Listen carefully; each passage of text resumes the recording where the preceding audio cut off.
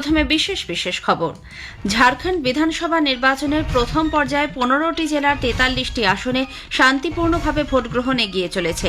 আজ একই সঙ্গে নেওয়া হচ্ছে 10টি রাজ্যের 31টি বিধানসভা কেন্দ্র ও কেরালার ওয়েনার লোকসভা আসনের উপনির্বাচনের ভোট। ওয়েনারে প্রার্থী হয়েছেন কংগ্রেস নেত্রী প্রিয়াঙ্কা গান্ধী। পশ্চিমবঙ্গে 6টি আসনে উপনির্বাচনে কয়েকটি জায়গা থেকে বিক্ষিপ্ত কিছু গোলমালের খবর পাওয়া গেছে।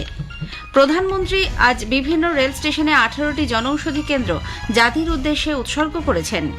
রাষ্ট্রপতি বলেছেন, পর্যটনের বিকাশের ফলে শুধুমাত্র ঐতিহ্যের প্রচার হচ্ছে তাই নয়, বিপুল সংখ্যায় কর্মসংস্থানের সুযোগ সৃষ্টি হচ্ছে।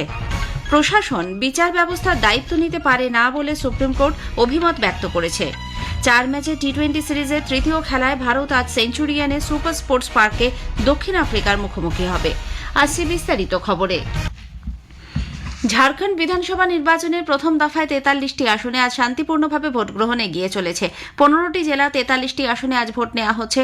শেষ খবর পাওয়া পর্যন্ত গড়ে 29% কিছু বেশি ভোট পড়েছে। আজ এরই সঙ্গে চলছে 10টি রাজ্যের 31টি বিধানসভা কেন্দ্র এবং কেরালার ওয়েনার লোকসভা আসনের উপনির্বাচনে ভোট গ্রহণ। কংগ্রেস নেত্রী প্রিয়াঙ্কা গান্ধী এই প্রথম নির্বাচনে প্রতিদ্বন্দ্বিতা করছেন। রাহুল গান্ধীর ছেড়ে যাওয়া এই আসনে প্রিয়াঙ্কা প্রার্থী হয়েছেন। ওয়েনারে এ পর্যন্ত 27% কিছু বেশি ভোট পড়েছে। ঝাড়খণ্ডে 950টি স্পর্শকাতর বুথে বিকেল 4টে পর্যন্ত ভোট নেওয়া হবে। বাকি বুথগুলিতে ভোট চলবে 5টা পর্যন্ত। 73 জন মহিলা সহ 683 জন প্রার্থীর রাজনৈতিক ভাগ্য নির্ধারণ করবেন 1,37,00,000 বেশি ভোটদাতা। বিশিষ্ট প্রার্থীদের মধ্যে প্রাক্তন মুখ্যমন্ত্রী বিজেপির চম্পাই সোরেন সরাইকেলা থেকে, রাজ্যসভার সাংসদ জেএমএম প্রার্থী মহুয়া মাঝি রাঁচি থেকে, কংগ্রেসের রামেশ্বর ওঁরাও লোহারডাঙ্গা থেকে, জেডিইউ এর সরজু রায় জামশেদপুর পশ্চিম থেকে এবং আদসুর হরেলাল মাহাতো ইছাগড় থেকে প্রতিদ্বন্দ্বিতা করছেন। আমাদের সংবাদদাতা জানাচ্ছেন, অবাধ ও শান্তিপূর্ণ নির্বাচন সুনিশ্চিত করতে ঢালাও নিরাপত্তার ব্যবস্থা করা হয়েছে। 200 কোম্পানি আধা সামরিক বাহিনী রাজ্য জুড়ে মোতায়েন করা হয়েছে। আন্তঃজেলা সীমান্ত সিল করে দেওয়া হয়েছে। নকশাল তৎপরতায় মোকাবিলায় উত্তরপ্রদেশ, বিহার, মধ্যপ্রদেশ, ছত্তিশগড় ও ওড়িশার সীমান্তবর্তী এলাকায় যৌথ বাহিনী তল্লাশি অভিযান চালাচ্ছে। যে কোনো অপ্রীতিকর ঘটনা সামাল দিতে হেলিকপ্টার মজুদ রাখা হয়েছে। ঝাড়খণ্ডে দ্বিতীয় দফায় ভোট নেওয়া হবে 20 নভেম্বর। আজ রাজস্থানের 7, পশ্চিমবঙ্গে 6, আসামের 5, বিহারের 4, কর্ণাটকের 3, মধ্যপ্রদেশের 2 এবং ছত্তিশগড়, গুজরাট, কেরালা ও মেঘালয়ের 1টি করে আসনের উপনির্বাচনেও ভোট নেওয়া হচ্ছে। গণনা 23 নভেম্বর। পশ্চিমবঙ্গে যে 6টি বিধানসভা আসনে আজ উপনির্বাচনে ভোট নেওয়া হচ্ছে সেগুলি হল সিতাই, মাদারিহাট, নৈহাটি, হাড়োয়া, মেদিনীপুর ও তালডাংরা। কয়েকটি জায়গা থেকে বিক্ষিপ্ত কিছু ঘটনার খবর পাওয়া গেলেও মোটের ওপর ভোট পর্ব শান্তিপূর্ণ। বেলা 11টা পর্যন্ত গড়ে প্রায় 30% মতো ভোট পড়েছে।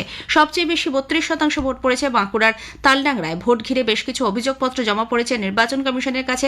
উত্তর 24 পরগনা ভাটপাড়ার পুরসভার 12 নম্বর ওয়ার্ডের প্রাক্তন তৃণমূল কংগ্রেসের ওয়ার্ড সভাপতি অশোক সাউ গুলিবিদ্ধ হয়ে আজ সকালে প্রাণ হারিয়েছেন। হাড়োয়া পৃথক বিধানসভা কেন্দ্র হওয়া সত্ত্বেও নির্বাচন কমিশন এই ঘটনায় প্রশাসনের কাছে রিপোর্ট তলব করেছে। প্রধানমন্ত্রী নরেন্দ্র মোদী ঝাড়খণ্ড বিধানসভার প্রথম দফার নির্বাচনে ভোটদাতাদের উৎসাহের সঙ্গে গণতন্ত্রের এই উৎসবে সামিল হওয়ার আহ্বান জানিয়েছেন। সোশ্যাল মিডিয়ার এক বার্তায় তরুণ ভোটদাতা, বিশেষ করে প্রথমবার যারা ভোটাধিকার প্রয়োগ করছেন, তাদের অভিনন্দন জানান তিনি। প্রধানমন্ত্রী আজ সারা দেশের বিভিন্ন রেল স্টেশনে 18টি প্রধানমন্ত্রী ভারতীয় জনৌষধি কেন্দ্র জাতির উদ্দেশ্যে উৎসর্গ করেন।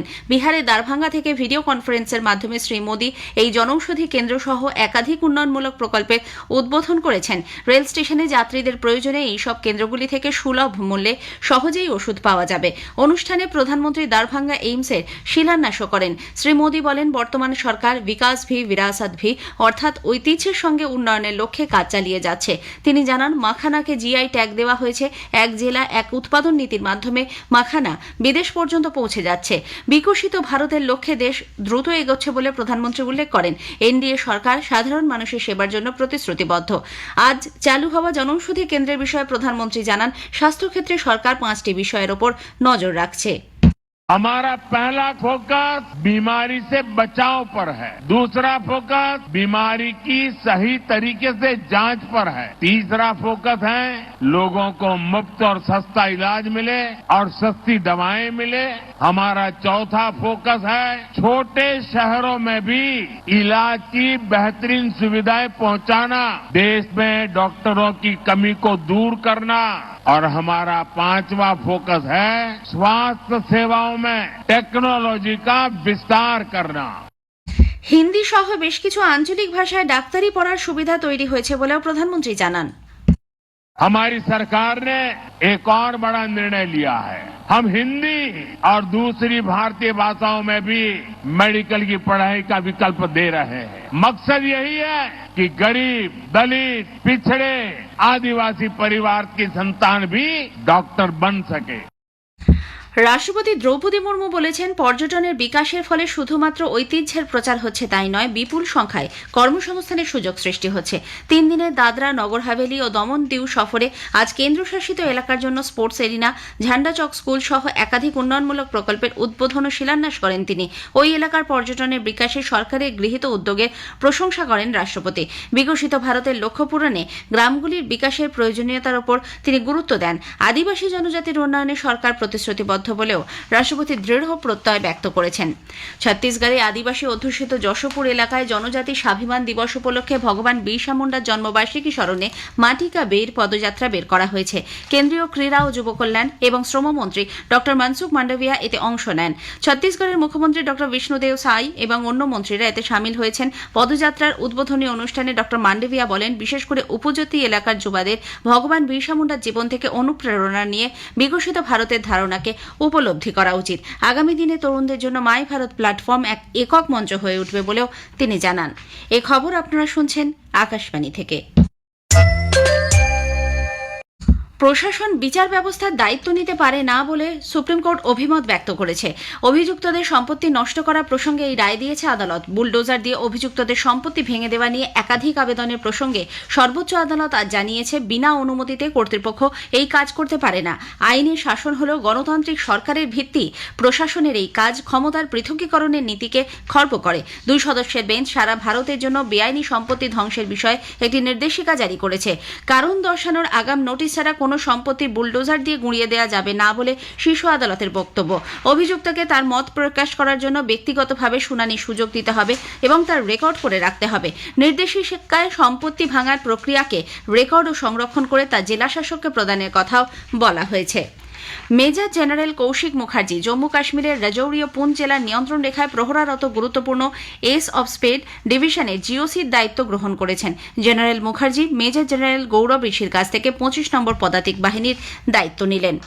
জম্মু কাশ্মীরের শ্রম দপ্তর কেন্দ্রশাসিত অঞ্চলের সব শিল্প কারখানাকে শ্রমিকদের কল্যাণ ও সুরক্ষা সুনিশ্চিত করতে 1948 সালের কারখানা আইনের আওতায় নিবন্ধীকৃত করতে বলেছে। আকাশবাণীর জম্মু সংবাদদাতা জানাচ্ছেন, এই অঞ্চলের সমস্ত কলকারখানাকে আইনগতভাবে শ্রমিকদের অধিকার ও সামগ্রিক কল্যাণ নিশ্চিত করতে এই নির্দেশনামা। তেলেঙ্গানায় প্রাক্তন বিধায়ক পি নরেন্দ্র রেড্ডিকে পুলিশ আজ সকালে গ্রেপ্তার করেছে। জমি অধিগ্রহণের ঘটনায় গ্রামবাসীদের প্ররোচিত করার অভিযোগে তাকে গ্রেপ্তার করা হয়। এদিকে বিআরএস এবং বিজেপি অভিযোগ করেছে যে রাজ্য সরকার কৃষকদের ক্ষোভ নিয়ে রাজনীতি করছে। 1 অক্টোবর থেকে চলতি মাসে 10 তারিখ পর্যন্ত উৎসবের মৌসুমে প্রায় 3 কোটি যাত্রী রেলপথে ভ্রমণ করেছেন। দক্ষিণ মধ্য রেল কর্তৃপক্ষ জানিয়েছে, গত বছর একই সময়ের তুলনায় প্রায় 8 লক্ষ অতিরিক্ত যাত্রী ভ্রমণ করেছে। দক্ষিণ মধ্য রেল যাত্রীদের অতিরিক্ত ভিড় সামাল দিতে নিয়মিত ট্রেন পরিষেবার পাশাপাশি উৎসবের মৌসুমে 860টি বিশেষ ট্রেন পরিষেবার ব্যবস্থা করে। উৎসবের মৌসুম এবং সাম্প্রতিককালে জনস্বার্থে রেল কি কি ব্যবস্থা নিয়েছে সেই নিয়ে শোনা যাবে একটি আলোচনা। জনস্বার্থে রেল অনুষ্ঠানে অংশ নিয়েছেন পূর্ব রেলের মুখ্য জনসংযোগ আধিকারিক কৌশিক মিত্র, দক্ষিণ পূর্ব রেলের জনসংযোগ আধিকারিক সোপান দত্ত, সঞ্চালনায় সুস্মিতা মণ্ডল। সংবাদ বিভাগ প্রযোজিত অনুষ্ঠানটি শোনা যাবে আজ রাত 9:30টায় গীতাঞ্জলি 107 প্রচার তরঙ্গ এবং ডিটিএইচ বাংলা পরিষেবায়। ভারতীয় আবহাওয়া দপ্তর আগামী 3 থেকে 4 দিন দেশের দক্ষিণাঞ্চলে ভারী বৃষ্টির পূর্বাভাস দিয়েছে। তামিলনাড়ু, পুদুচেরি, করাইকাল, কেরালা ও মাহিতে আগামী রবিবার পর্যন্ত বৃষ্টির পূর্বাভাস আবহাওয়া দপ্তরে।